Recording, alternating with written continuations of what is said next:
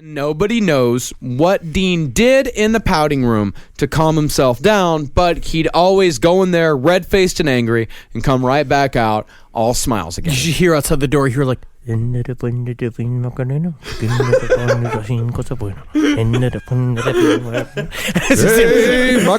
Furiously doing the Macarena alone. Whatever he has to do to calm himself, it works. In the backyard, they found 3 more bodies and the remains of a 4th. They found a human skull in a bucket inside the house. Telltale signs. Oh, that's my head bucket. I call him Mr. Sprinkles. Mr. Sprinkles, the bucket in the head. He always tells me, stop doing what you're doing. And I'm like, well, no. Shut up, Mr. Sprinkles. Not now, Mr. Sprinkles. I would like to hear the cops discuss how many bodies there were. 2 plus 4 plus 3. There was 9 bodies. Sesame homicide on Sesame Street. 2 bodies in the bathtub. No, they did bring a Geiger counter out there, and they did find that it was not It radioactive. just feels like a Geiger counter. You're literally looking at an alien spacecraft. You just stick a Geiger counter at it and you're like, seems all good. Right. Like, no clue what it is. You don't know what it is. It could be filled with seeds. You don't know what kind of alien seeds it's on it. Or an alien could have coughed on it, and then all of a sudden we got a super plague. You ever just think that maybe all of us are just an Asian woman, a blonde boy, a blonde woman, a tiny little... I'm thinking Mexican boy with a monkey inside of ourselves. Yeah, I do kind of think about that. Yeah, good. Yeah.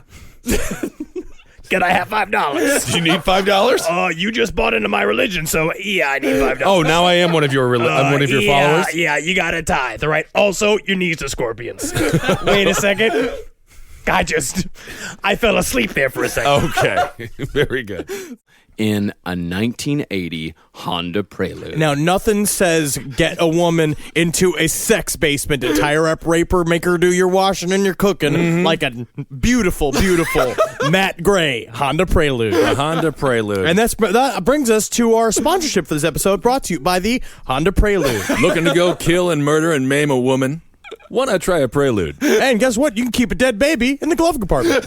Sold! So the owner of the car was I want it in bush hair brown. Unfortunately, we only have it in menstrual blood red and orange peel orange. Orange peel? We had no idea bush hair brown was going to sell out so fast. I'm sorry, sir. Yeah, they brush tiny little bits of things, and then they're like, it's a clavicle bone from just a pelican.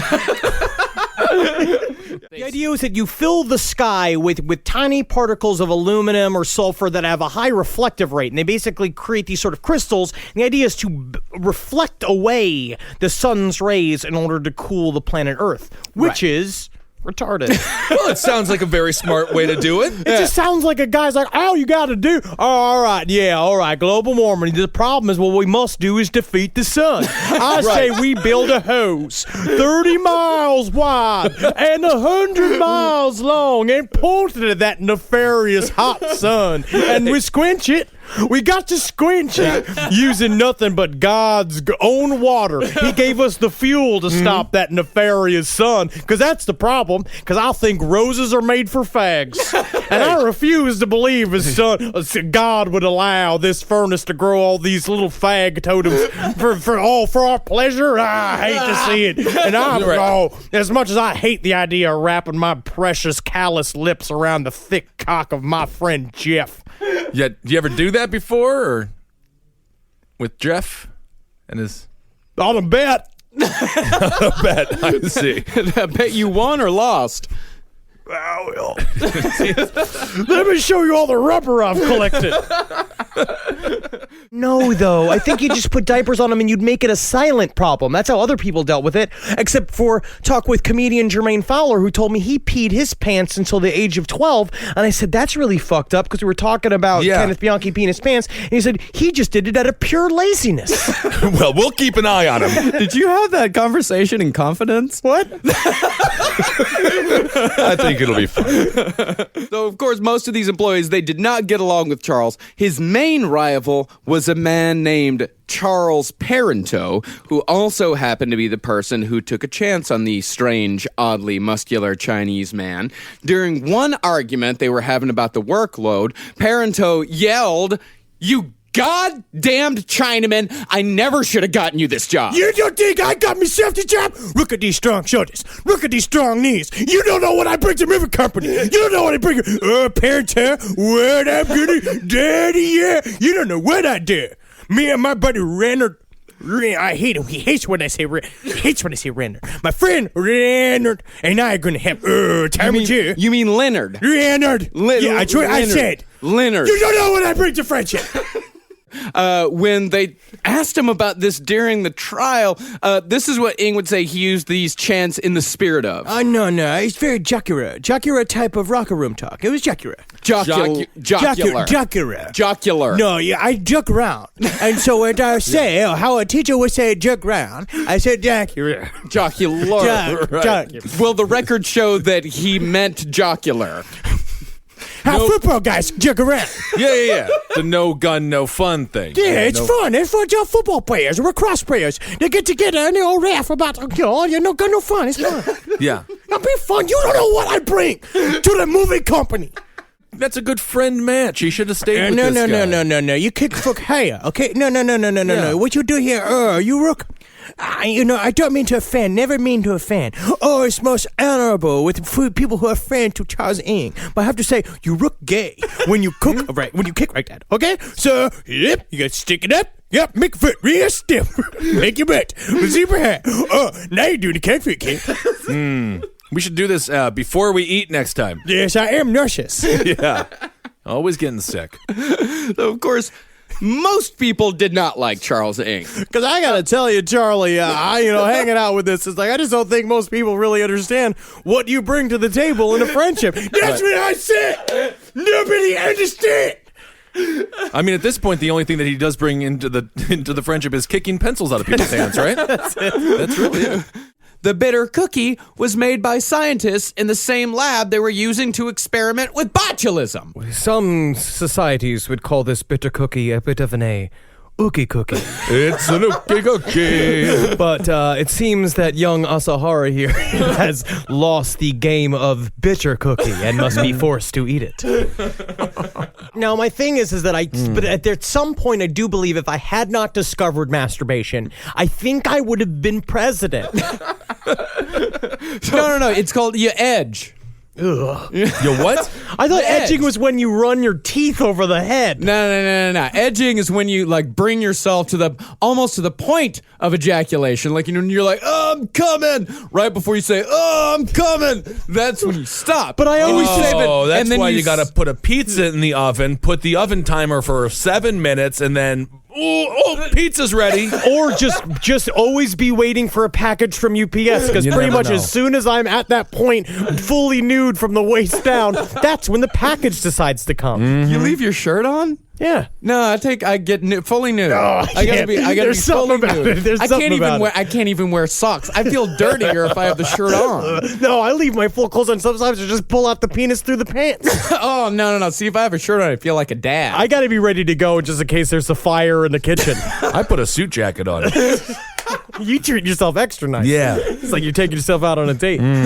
He appealed more to the nurturing, I can save him, I can change him, rescue fantasy side. I don't think you really understand. Okay, yes, it's not as sexy as, heaving and being on top. Oh, God, just thinking about it makes me all sweaty and how hard that is. You understand it takes up to 3 minutes to strangle somebody to death who's got that kind of energy. It took me 4 minutes to put on my shoes this morning. And, oh, God, I think I'm really allergic to some of the material in the shoes. I got these weird welts on my fingertips. I don't know where it came from. I think I'm sick or I'm stressed. I haven't been sleeping very well. Oh, my neighbor's been playing television so loud. And at the same time, it is a funny show. I love that anger management show. It is very funny. Charlie Sheen, he's worth whatever cent you can get him for. But to say that I'm less sexy because I shoot people, that takes a skill. That takes proper maintenance of a weapon. You even understand? Well, you shot at like 9 people. I think you only hit 4. No, it's because in the end, it's not about the result. It's about the journey. It's not about the destination. You okay? Wait a second. Do you have a cat? I do. Oh, that is just. You may as well just put me on death row then. You are on death row. Oh God! Yeah, Berkowitz got letters saying things like, I think you're sexy and handsome and misunderstood. Thank you. Somebody said it. Somebody knows. Somebody did say that to you in a letter, yes. Can you please find my mother and tell her the same thing?